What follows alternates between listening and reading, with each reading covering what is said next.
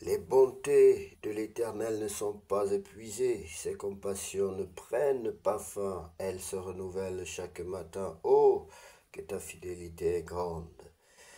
Lamentation chapitre 3 versets 22 à 23. Bonjour bien-aimés, c'est l'heure de la prière et de la repentance en ce mardi 15 juillet 2025 matin.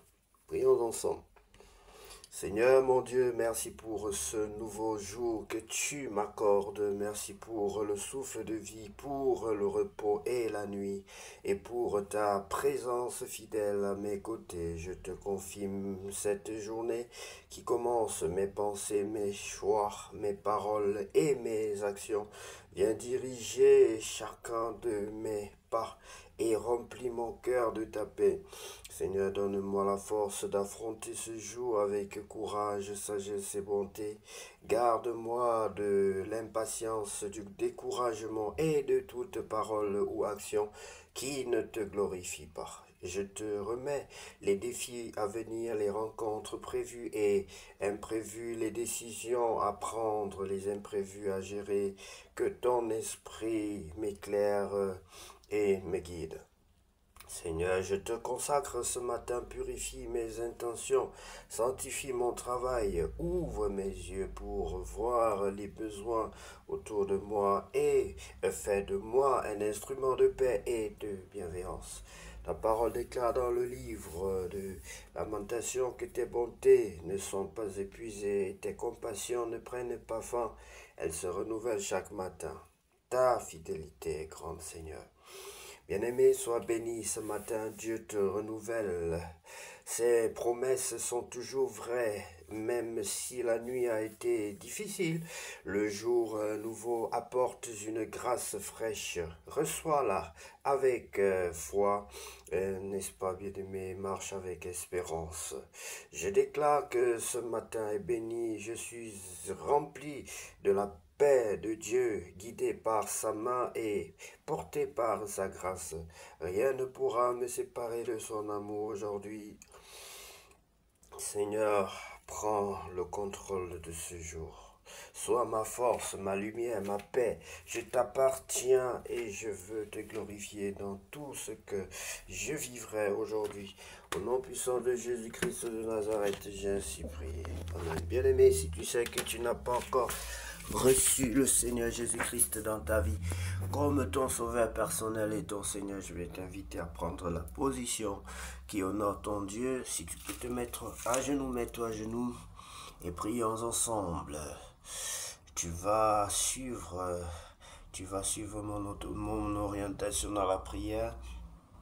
La Bible dit dans le livre de Romains, chapitre 9 et chapitre 10, que si tu crois de ton cœur et si tu confesses le Seigneur Jésus-Christ, tu seras sauvé. Notre orientation consiste donc à vous orienter, à vous aider à confesser vos péchés, à prier comme cela se doit pour recevoir le Seigneur Jésus-Christ, pour naître de nouveau, devenir enfant de Dieu. Alors sans plus tarder, bien-aimé, tu vas répéter cette prière après moi. Seigneur Jésus-Christ, je reconnais que je suis un pécheur. Seigneur Jésus-Christ, je reconnais que je suis un pécheur et je te demande pardon. Je te demande pardon pour tous mes péchés. Pardonne-moi, Seigneur, lave-moi par le sang de l'agneau. Purifie-moi, guéris-moi, sauve-moi, Seigneur. Je veux voir de nouveau, Seigneur. Lave mes reins, lave mes pieds, lave toute souillure dans ma vie causée par le péché.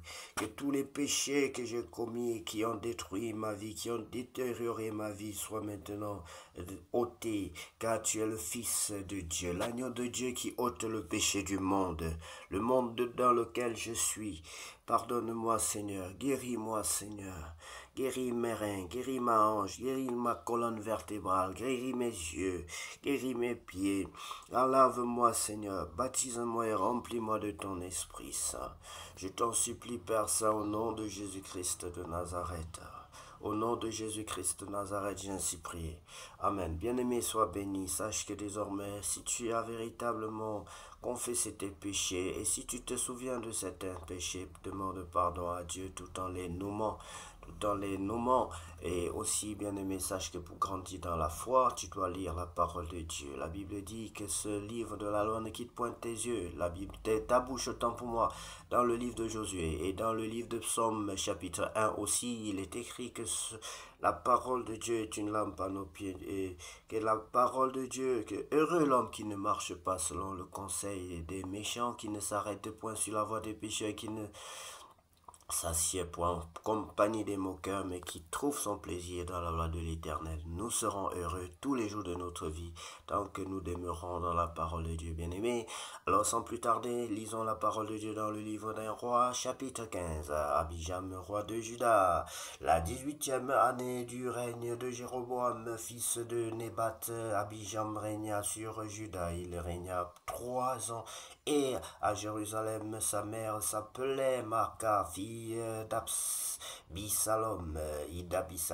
Il se livra à tous les péchés que son père avait commis avant lui, et son cœur ne fut point tout entier à l'Éternel son Dieu, comme l'avait été le cœur de David, son père. Mais à cause de David, l'Éternel son Dieu lui donna une lampe à Jérusalem en établissant son fils après lui et en laissant subsister Jérusalem, car David avait fait ce qui est droit aux yeux de l'Éternel, et il ne s'était détourné d'aucun de ses commandements pendant toute la vie, excepté dans l'affaire d'Uri, le Héthien.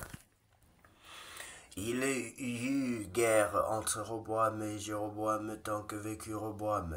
Bien-aimé, vous voyez qu'un seul péché, David a commis un seul péché, comme vous le voyez là, le péché d'Uri, celui d'avoir pris la femme d'Uri. Mais vous voyez comment ce péché-là à cause de ce péché, son royaume a été divisé, le royaume d'Israël a été divisé, et il y a eu tellement de division aussi même au sein de sa famille et des morts d'hommes. Le péché est dangereux, bien-aimés. Fuyons la débauche sexuelle, fuyons le péché, fuyons le péché. Aide-nous, Saint-Esprit, à fuir le péché.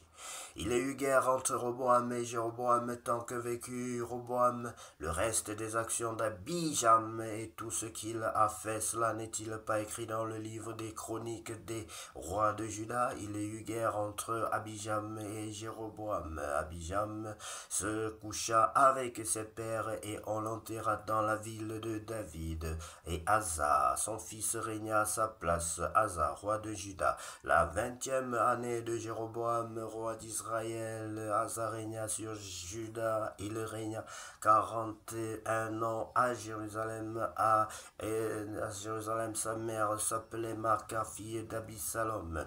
Asa fit ce qui est droit aux yeux de l'Éternel, comme David son père. Il ôta du pays les prostituées et il fit disparaître toutes les idoles que ses pères avaient faites, et même il enleva la dignité de reine à Marca, sa mère, parce qu'elle avait fait une idole pour Astarté. Asa abattit son idole et la brûla au torrent de Cédron, mais les hauts lieux ne disparurent point, quoique le cœur d'Asa ait été en entier à l'Éternel pendant toute sa vie. Il mit dans la maison de l'Éternel les choses consacrées par son père et par lui-même, de l'argent, de l'or et des vases. Il y eut guerre entre Asa et Baécha, roi d'Israël, pendant toute leur vie. Baécha, roi d'Israël, monta contre Juda et il bâtit Rama pour empêcher ceux d'Asa, roi de Juda, de sortir et d'entrer. Asa prit tout l'argent et tout l'or qui était resté dans les trésors de la maison de l'Éternel et les trésors de la maison du roi, et il les mit entre les mains de ses serviteurs qu'il envoya vers Ben-Hadad, fils de Tabrimon, fils de Esjon, roi de Syrie, qui habitait à Damas. Le roi Asa lui fit dire: qui est une alliance entre moi et toi, comme il y en eut une entre mon père et ton père. Voici, je t'envoie un présent en argent et en or. Va rompre ton alliance avec Baïcha, roi d'Israël, afin qu'il s'éloigne de moi. Ben-Hadad écouta la voix, le roi Asa. Il envoya les chefs de son armée, n'est-ce pas, contre les villes d'Israël, et il bâtit Ijon, Dan, Abel, Beth, Barcatou, Kinéroth et tout le pays de Nephtali. Lorsque Baïcha l'apprit, il cessa de bâtir Rama et il resta à Tirza. Le roi Asa convoqua tout Juda sans qu'on exemptait personne, et ils emportèrent les pierres et le bois que Baïcha employait à la construction de Rama, et le roi Asa s'en servit pour bâtir Geba de Benjamin et Mitzpah. Le reste de toutes les actions d'Asa, tous ses exploits et tout ce qu'il a fait, et les villes qu'il a bâties, cela n'est-il pas écrit dans le livre des chroniques des rois de Juda? Toutefois, à l'époque de sa vieillesse, il eut les pieds malades. Asa se coucha avec ses pères et il fut enterré avec ses pères dans la ville de David, son père, et Josaphat, son fils, régna à sa place. Nadab, roi d'Israël, Nadab, fils de Jéroboam, régna sur Israël la seconde année d'Asa, roi de Juda. Il régna 2 ans sur Israël. Il fit ce qui est mal aux yeux de l'Éternel. Il marcha dans la voie de son père, se livrant au péché que son père avait fait commettre à Israël. Baïcha, fils d'Achija de la maison d'Issachar, conspira contre lui, et Baïcha le tua à Gibéton, qui appartenait aux Philistins, pendant que Nadab et tout Israël assiégeaient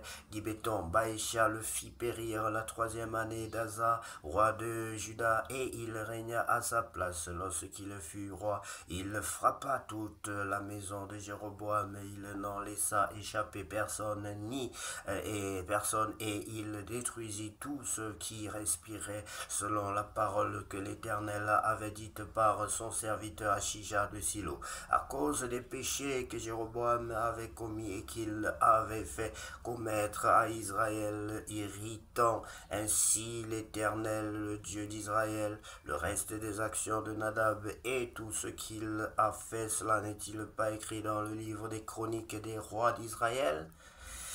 Aïe, aïe. Nous avons lu 2 fois déjà ce chapitre, bien aimé.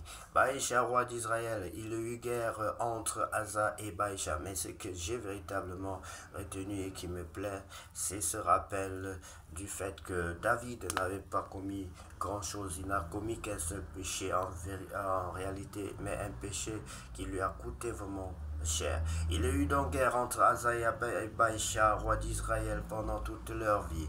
La 3e année d'Asa, roi de Juda, Baïcha, fils d'Achija, régna sur tout Israël à Tirza, et à Tirza, il régna 24 ans.